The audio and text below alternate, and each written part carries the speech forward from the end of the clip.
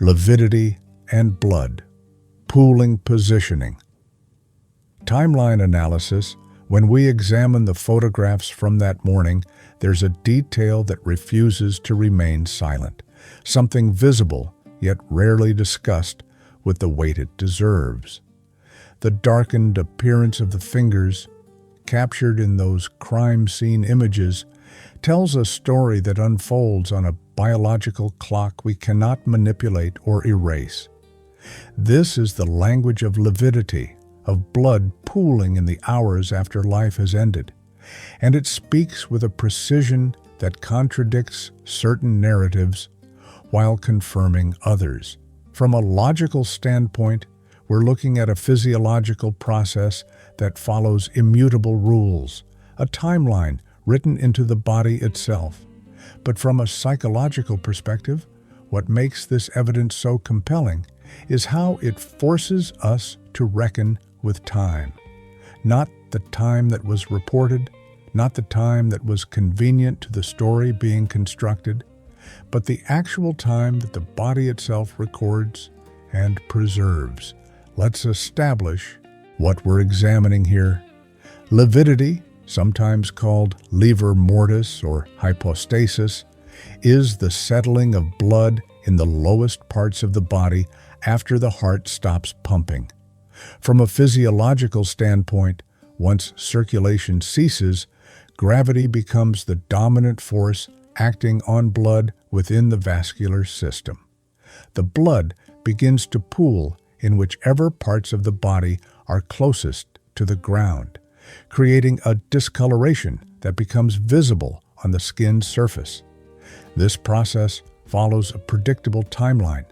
It typically begins within 20 to 30 minutes of passing, becomes clearly visible within 2 to 4 hours, and reaches its maximum development around 8 to 12 hours.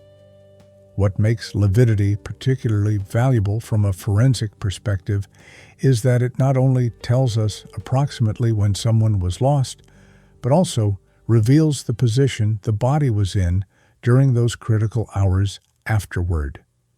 If a body is moved after lividity has begun to fix, after that blood has settled and the vessels have started to lose their integrity, the pattern tells us. The body remembers, even when memories fail or stories shift. Theme 1. The body as timekeeper, what the darkened fingers reveal. When we look at those photographs and see the darkening in the extremities, we're witnessing evidence that operates outside the realm of human control or manipulation. From a forensic criminology perspective, this is precisely the kind of evidence that cannot be staged, cannot be explained away, cannot be adjusted to fit a more convenient timeline. The blood pooled where gravity dictated it would pool, following laws that predate human law, that exist independent of human intention or desperation. And here's what that pooling pattern tells us. The position of the body during the hours immediately following the loss of life.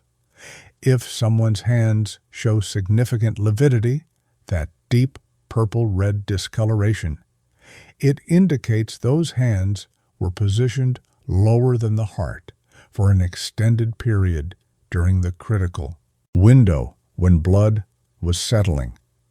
This isn't something that happens in minutes.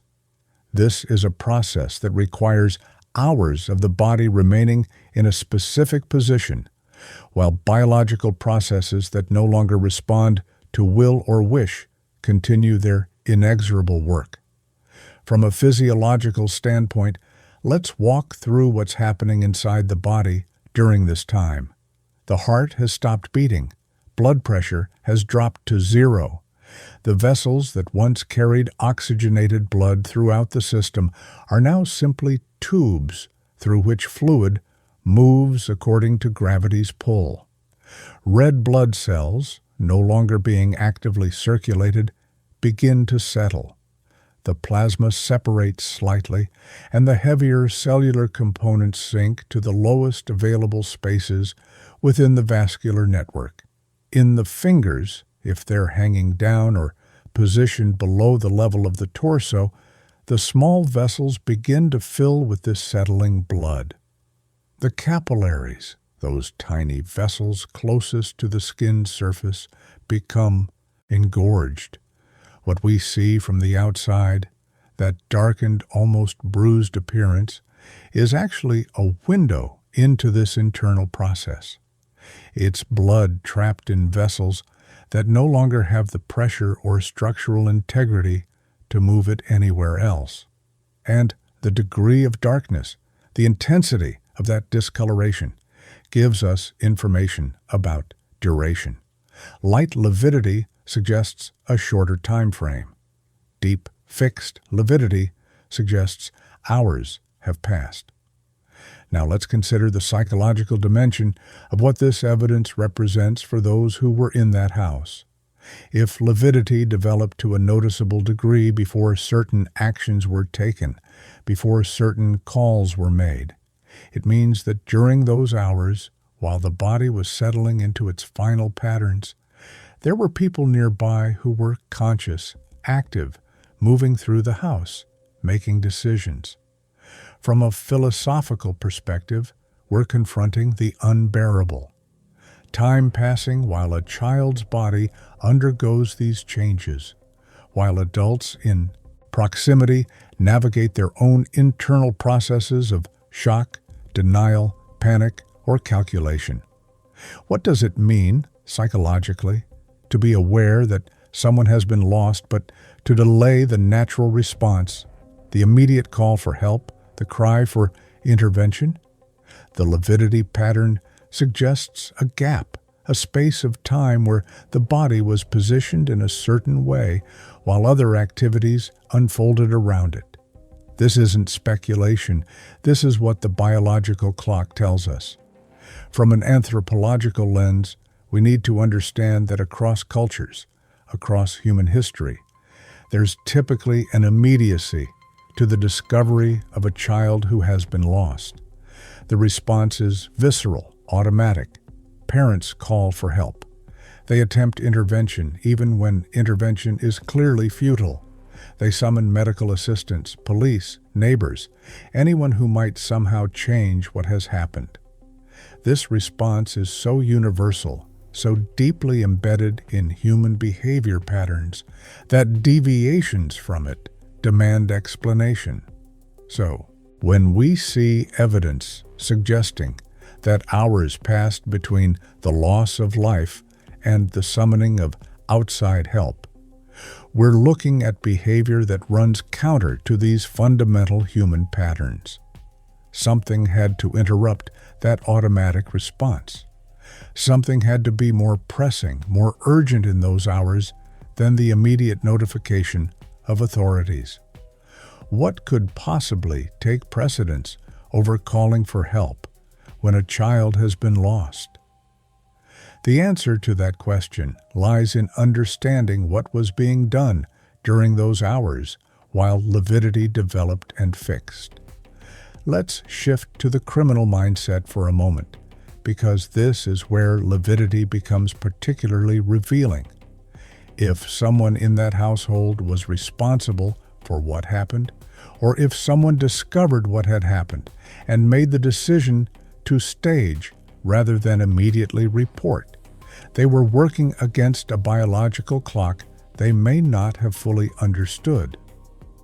From a logical standpoint, staging a scene requires time.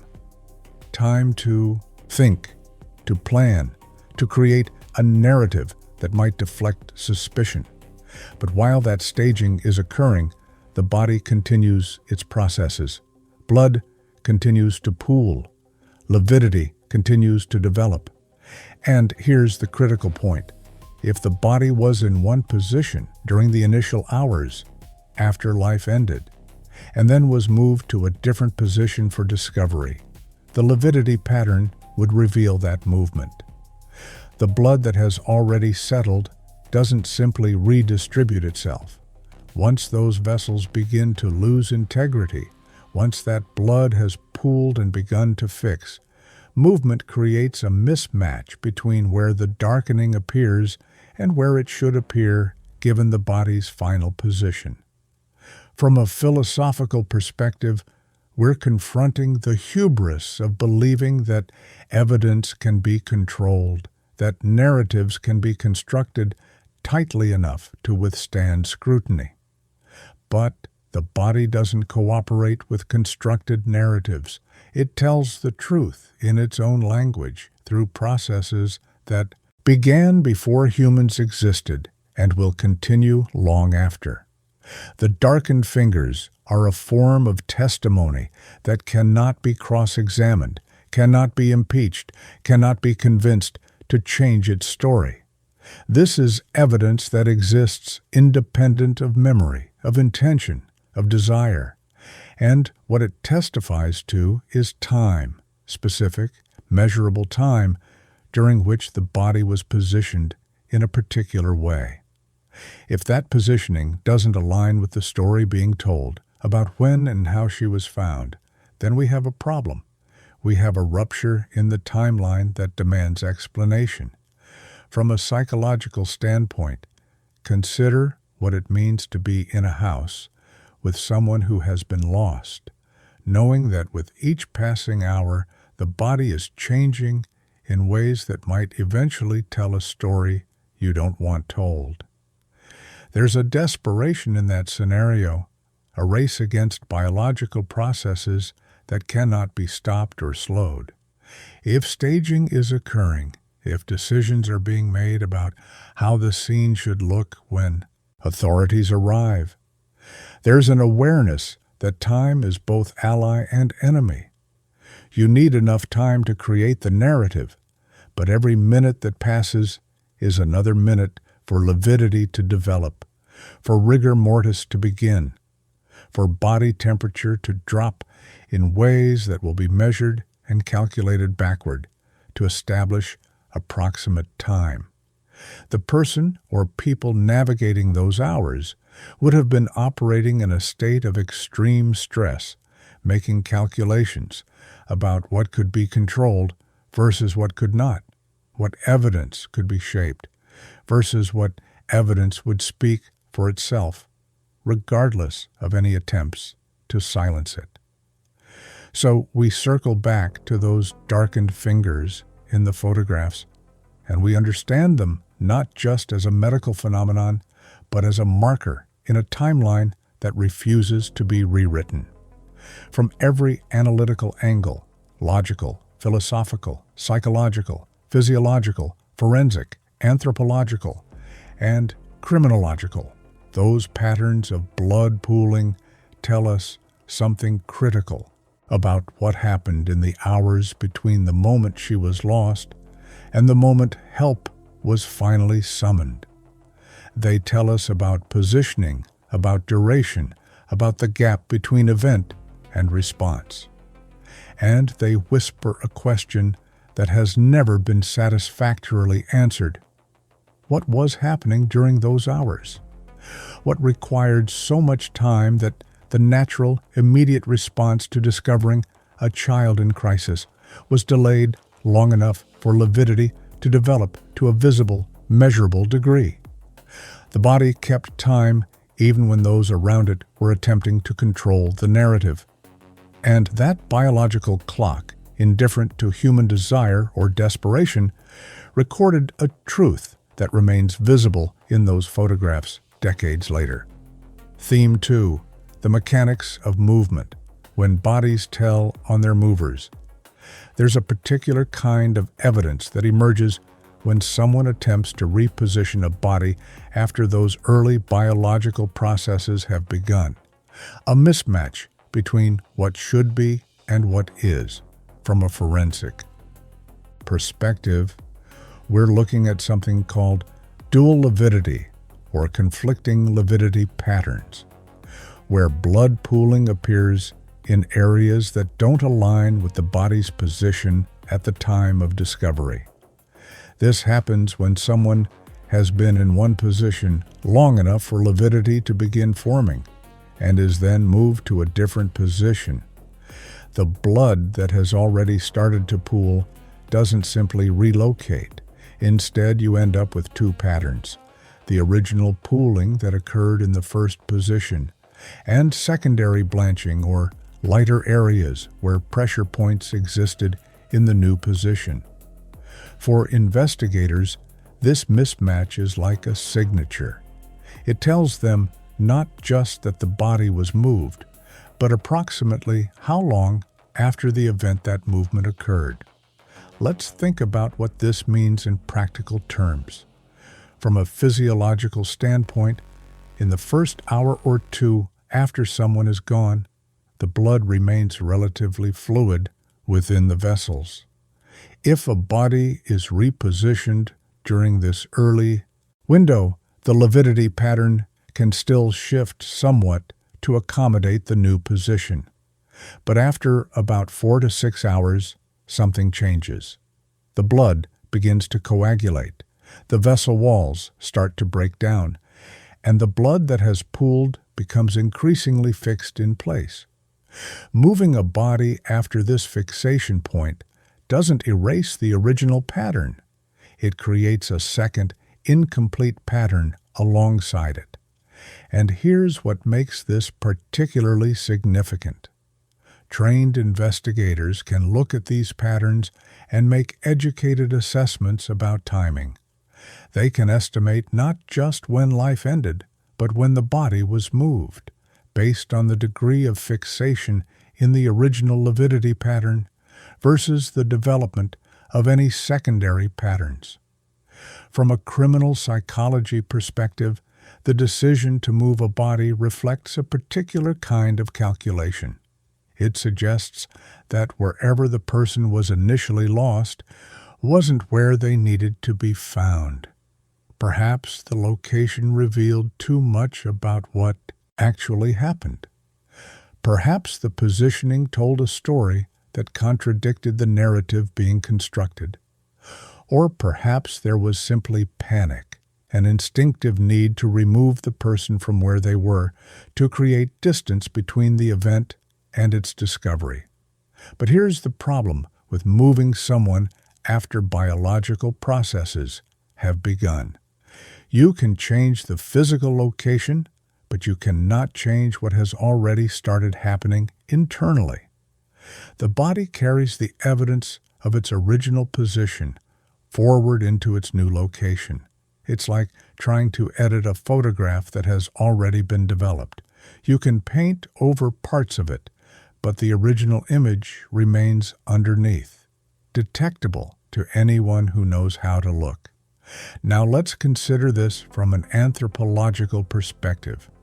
In most cases where someone has been lost unexpectedly, particularly in a domestic setting, there's typically no movement of the body before authorities arrive.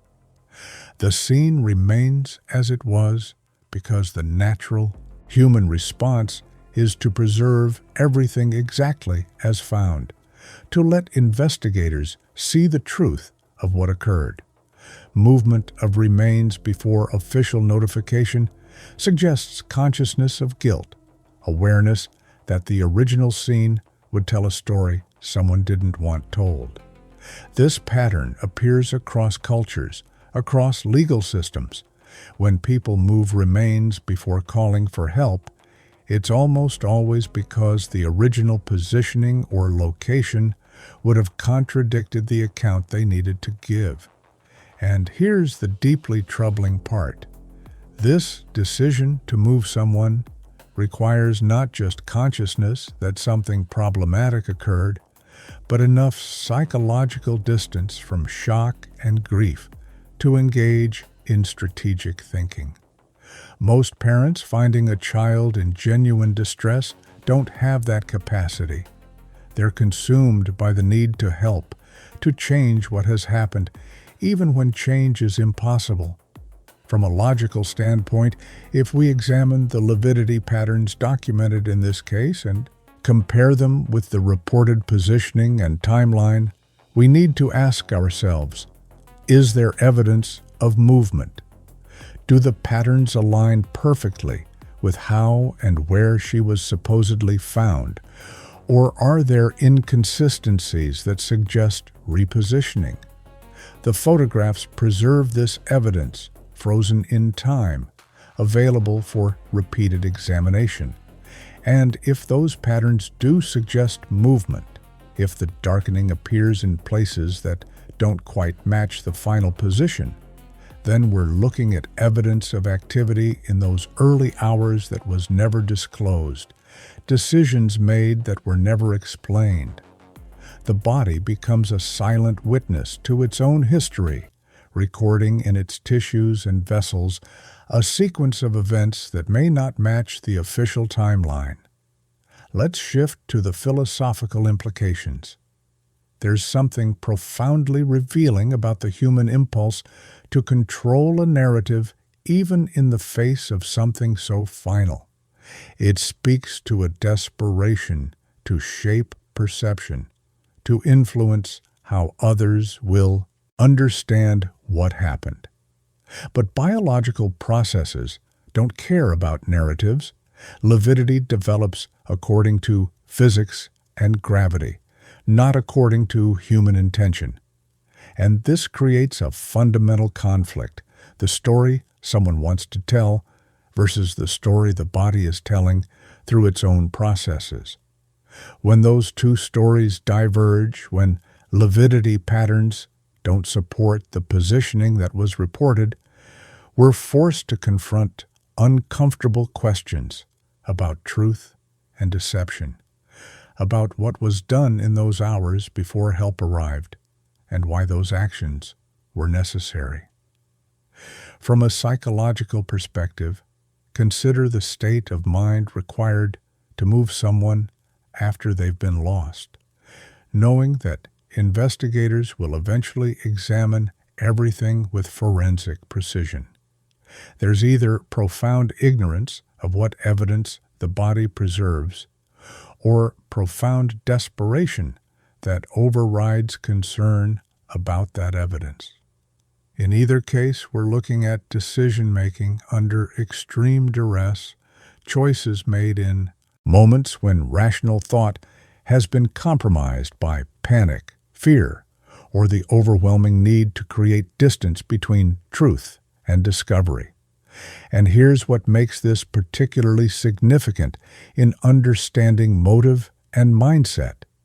The person or people who would move remains are operating from a very specific kind of consciousness, one that recognizes that where the body is and how it appears matters to the story that will be told.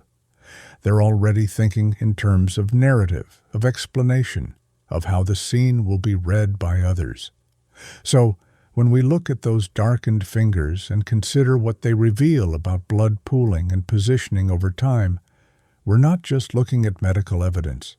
We're looking at a map of activity, a chronicle of decisions made in the hours before dawn while biological processes continued their work. From every analytical perspective, logical, philosophical, psychological, physiological, forensic, anthropological, and criminological, movement of remains, after lividity has begun to form, creates a rupture in any timeline that doesn't account for that movement. It's evidence that cannot be explained away, cannot be softened with careful language, cannot be made to disappear no matter how much time passes. The body remembered its positions, recorded them in patterns visible to those who know how to interpret the language of settled blood. And those patterns whisper a truth that has yet to be fully acknowledged. Whatever happened in that house, in those hours, it involved conscious decisions about how the scene should look when help finally arrived. The body was positioned, perhaps repositioned, while lividity developed. And that positioning tells a story that someone hoped would never be read. Theme 3, the silent clock, what time cannot hide. We've examined how lividity develops and what movement reveals, but now we need to confront perhaps the most uncomfortable aspect of this evidence, what it tells us about consciousness and decision-making during those critical hours. From a logical perspective, if lividity was visible and measurable when authorities finally arrived, then a specific amount of time had to have elapsed since the moment life ended.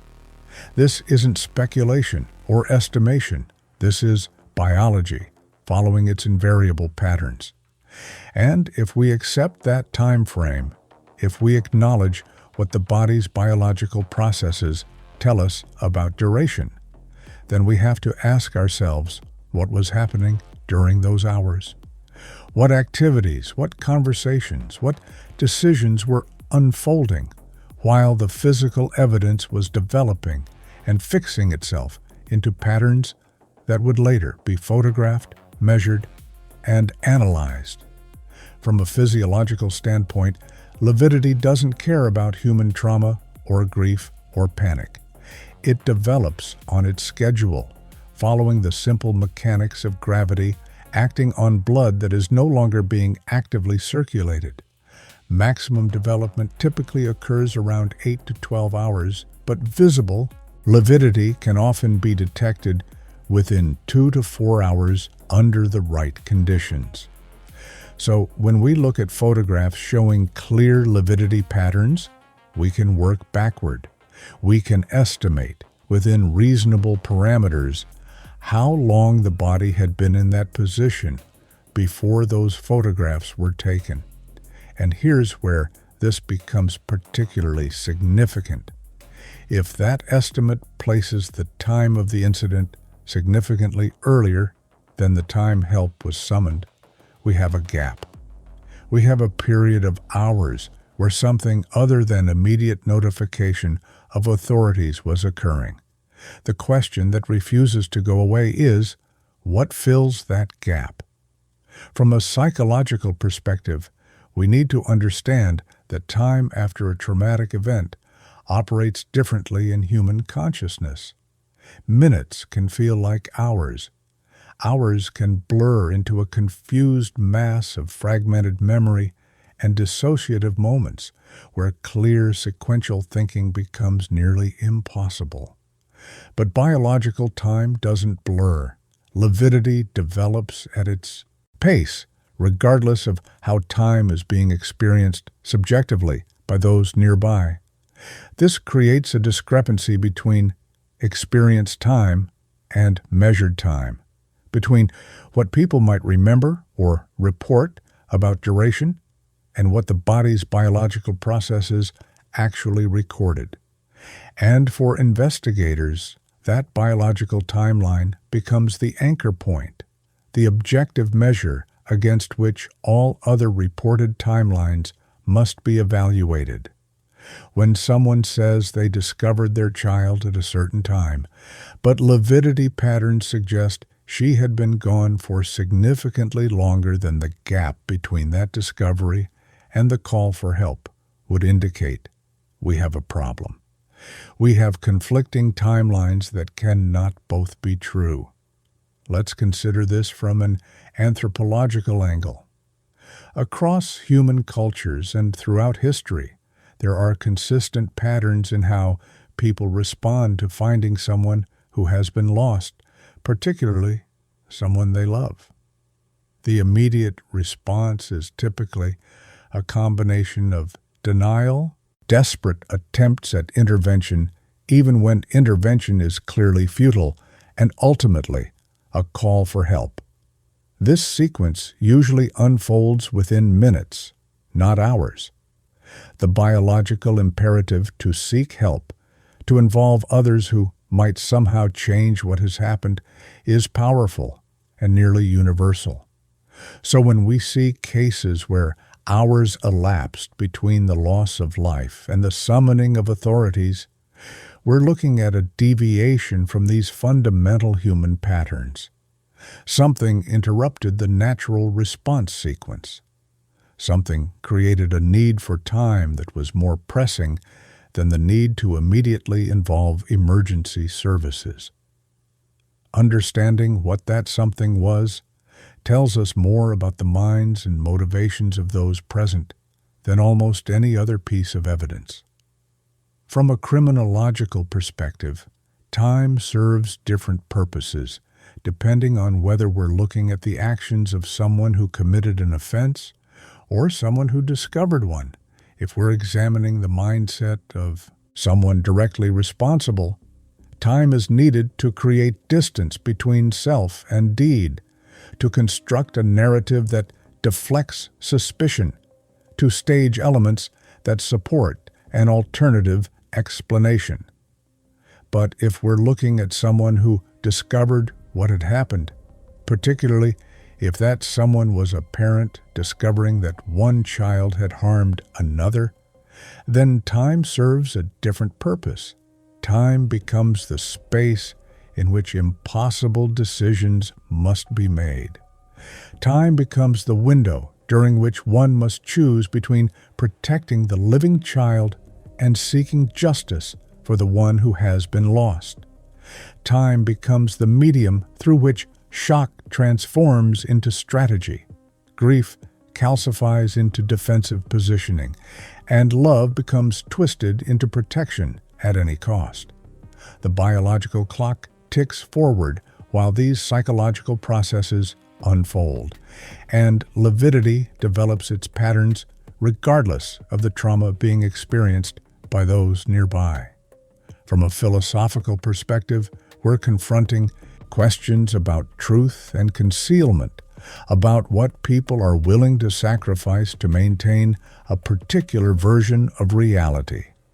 If lividity patterns suggest that hours passed between the incident and the call for help, and if those hours were used to stage a scene, to create a narrative, to involve legal counsel before involving law enforcement, then we're looking at consciousness operating at multiple levels simultaneously. There's the surface level, the shock, the grief, the disbelief that would be natural and expected. But underneath that, there's calculation. There's strategic thinking about how to shape what will be discovered, how to influence the interpretation of evidence, how to position oneself in relation to scrutiny that is about to descend. These two levels can coexist in a person's mind, each serving different survival needs. The grief can be real, while the staging is also real. The loss can be genuinely devastating, while the decision to conceal certain truths is still being executed. From a psychological standpoint, we need to understand the concept of cognitive dissonance, the mental discomfort that occurs when someone holds two contradictory beliefs or values simultaneously.